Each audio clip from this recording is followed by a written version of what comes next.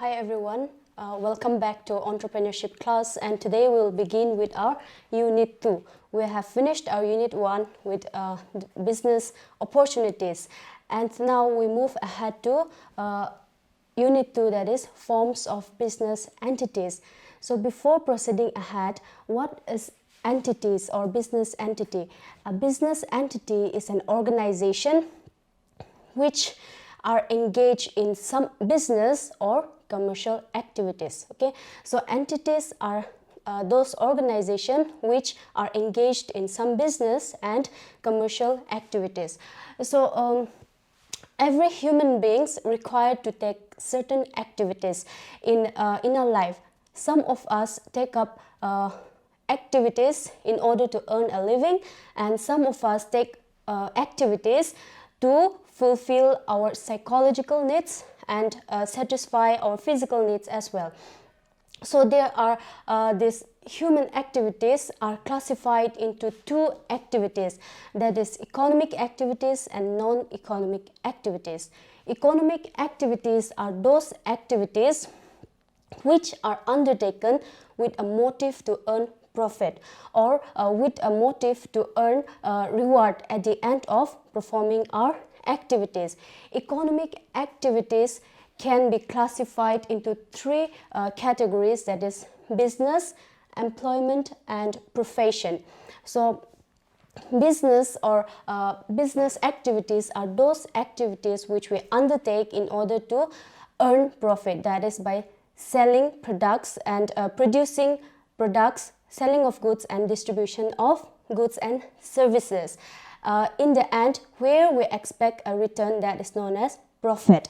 And profession is the second economic activities, and profession requires a special knowledge and skill to be applied in the work that we do to earn a living. Profession are those professionals who needs to have a special skill set in order to perform their activity that is in their professional body. And these professions are guided, and the code of conducts are guided by their professional bodies. For example, lawyers, they are legal professions who are guided and controlled by the Bar Council of India. And doctors, they are in medical professions and they are guided and controlled by the Medical Council of India. So professions are those professionals are those person who works in a profession to earn a living, and for which they require a special skill set. And employment means a person working for an organization, a person who goes to work and does daily activities and works under someone. The person who employs a person, an employee, is known as employer, and the person who works for the employer is known as the employee. And at the end, the employee gets remuneration, and that remuneration is known as salary or wages. So the main motive of taking up economic activities at the end is to earn profit or to earn money. Next is non-economic activities.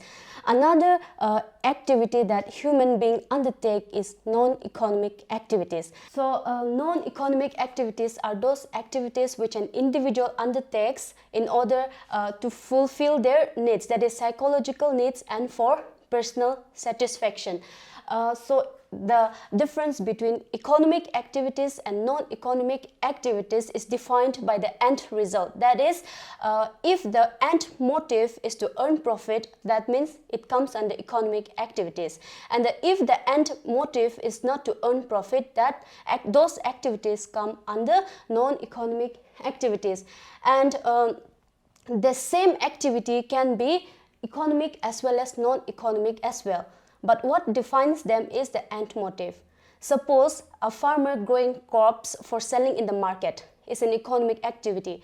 But if that same farmer grows crops for his or her own consumption, that means it is considered as non-economic activities. In the same manner, a teacher teaching in a school is an economic activities, because at the end of the month they get salary, and that is an economic benefit and is done with economic motive. But if the same teacher teaches his son or daughter at home, that is not an economic activity, and it will come under non-economic activity, because by doing that he or she is not going to get economic benefit, but instead he will get the satisfaction of teaching his or her son. So what defines the economic and non-economic activities is that the end motive. Okay, so let's proceed ahead to the types of enterprises. And what are the different types of enterprises? So the business enterprises can be classified into three broad categories, and these three broad categories are private sector enterprises, public sector enterprises, and joint sector enterprises. Every enterprise or a business entity falls under this one of these three categories. So let's look into it one by one. So what is a private sector enterprise? A private sector enterprise is an enterprise which is owned, managed and controlled by a private individual, and whose motive is to earn profit at the end. So private sector enterprises are those enterprises that is owned, managed and controlled by private individuals, and the main motive is to earn profit. And next, public sector enterprises. Public sector enterprises are those enterprises which are managed, owned and controlled by state government and central governments. So public sector enterprises are managed, owned and controlled by central government, and their main motive is to provide services to the economy. For example, GAIL. SAIL is Steel Authority of India Limited, and GAIL is Gas Authority of India Limited. These companies provide services, and they come under public sector enterprises. The next classification of business enterprises is joint sector enterprises. So joint sector enterprises are those enterprises which are jointly managed, owned and controlled by both private and the government. Okay, so joint sector is the combination of private sector enterprise and public sector enterprises. And the day-to-day management activities and the day-to-day activities are managed by the private individuals and private entrepreneurs, and the decisions and the control is made by the government through its board of members. So these three, that is public, private and joint sector enterprises, are the three broad categories of business entities. And under this private sector, there are different forms of business entities. So in a private sector enterprise, five forms of business entities exist. And the first one is sole proprietorship, joint Hindu family, partnership, cooperative society and joint stock company. And a sole proprietorship, let's look into it one by one. A sole proprietorship. Sole, by the name itself, it means one or single. Okay, sole means one or single. So sole proprietorship means an individual managing an enterprise or controlling an enterprise alone, and single. Okay, so under single proprietorship, the control fully relies on the single person, since he is the owner of the business and he is the sole proprietor. He or she takes decision of the business. This sole proprietorship, they have, they don't have any legal restrictions, and this there is no difference between an entity and the owner. The entity and the owner is considered as one in sole proprietorship business.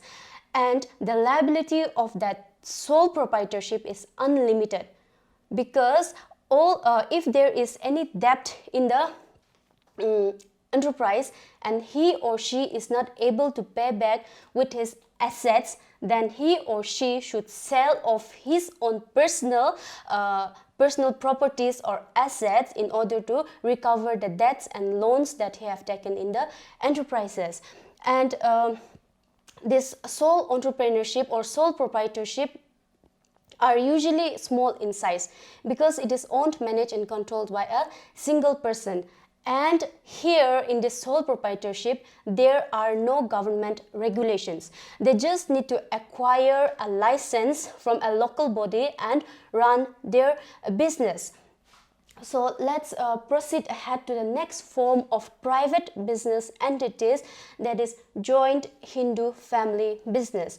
Joint Hindu family business or Hindu undivided family business is based on two conditions, and before these two conditions, they are not governed by the company law or the industrial law. Okay, they are governed by the Hindu Succession Act under the Hindu law. So this Hindu undivided family business does not come under the company law, neither the industrial law. They come under the Hindu Succession Act, which is governed by the Hindu law. So there are two conditions for Hindu undivided family business or joint Hindu family business. The first condition is that minimum 2 male members are required to form a Hindu undivided family business. There should be at least 2 male members in the family. And the second condition is that there should be ancestral property, or there should be some ancestral property in order to go ahead with the business. And all the members in the Hindu undivided family shares the profit of the family business, and all the male members who hold the share of business in the Hindu undivided family are known as Kopar seniors. Okay, Kopar seniors is the share of profit that a member of the Hindu undivided family holds out of the ancestral property. And there are two systems of inheritance as well in India. And the first system of inheritance is Daya Bhaga. This Daya Bhaga system of inheritance is and it prevails in West Bengal. It prevails only in West Bengal and does not apply to the rest of India. So under this system of Daya Bhaga, a male member or the son holds the right in the property of a family business only after the death of his father. Okay, so under the Daya Bhaga system of inheritance, a son can have the right in the property of the Hindu undivided family business only after the death of his father. The second is Mita Kakshara. So Mita Kakshara is another system of inheritance in Hindu undivided family business which prevails in the whole of India but does not apply in West Bengal. The first one applies, the Daya Bhaga applies only in West Bengal, and the latter, that is Mita Kakshara, applies in the whole of India but not in West Bengal. Under this Mita Kakshara system of inheritance, a person, as soon as he is a male member, as soon as he is born in the family that has a family business, that is Hindu undivided family business, he becomes the member of the Hindu undivided family business, and he holds the right in the property of the business. So Mita Kakshara system of inheritance is that as soon as a male child is born in the family, then he has the right in the Hindu undivided family business. So there are certain categories that needs to be fulfilled for Hindu undivided family or joint Hindu family business, and this is membership by birth. Any male member who has taken birth in the Hindu family, that is Hindu undivided family or joint Hindu family business, becomes the member of the family business as soon as he is born. He becomes the member of the family business as soon as he is born. The second is management. The management of the Hindu undivided family or joint Hindu family business is done by the senior-most male member, that is known as Karta. Okay, the senior-most member, who is known as Karta, manages the Hindu undivided family business, and the Karta alone has the sole right for taking up business decisions and is allowed to have contact with the outsiders. He has the legal right to have the contact with the outsiders, and he is the only one, that is Karta is the only one who has the right to make decisions in the business. Number of members. There should be at least 2 male members in the family, and the maximum limit is unlimited. However, the generation should not cross 3 successive generations. So there should be minimum 2 male members, and then the rest, the numbers are unlimited until and unless they cross 3 successive generations. Next is liability.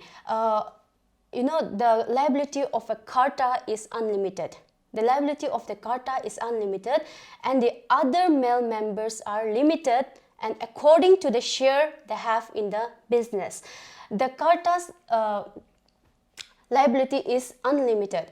If the family business is running in debt, and if they cannot pay back the loan, that means the Karta is fully responsible to pay back the debt of the family business with his own personal properties. But the rest of the male members involved in the business have their liability only limited to the number of shares they hold in the business. So the Karta or the male member is the most responsible and has the most responsibility in the business of the Hindu undivided family. Next is minor members. In Hindu undivided family business, as soon as a male member is born, he becomes a member in the family business. So there is no restrictions, or there are no such rules and regulations that a minor cannot be a member. Here, as soon as he is born, he is the member. So minors have every right in the business, and they hold the business as soon as they are born. Rights.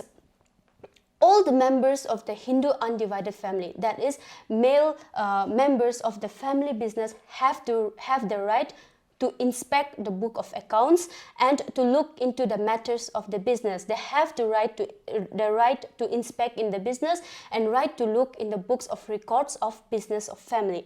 Suppose a male member wants to be parted from the family business, that means he has the right to get his share and be parted from the family business. Okay, so he has the right to inspect in the books, as well as he has the right of his share even if he wants to part from the family business.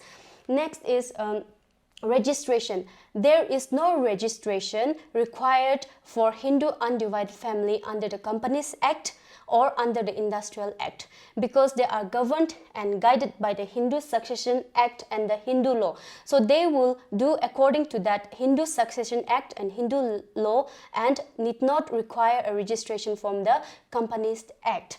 The next is perpetuality.